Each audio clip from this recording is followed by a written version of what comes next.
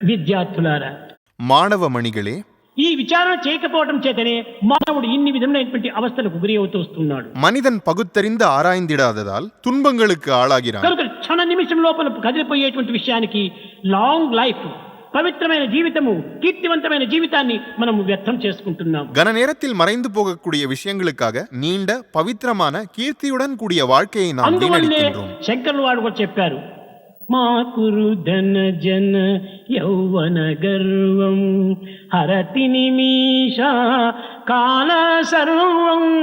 మా కురు ధన జన యౌవన గర్వం. క్షణములో కదిలిపోయేటువంటిది ఈ గర్వము, క్షణములో మారిపోయేటువంటిది ఈ దేహము, క్షణంలో కూలిపోయేటువంటిది ఈ ప్రాణము.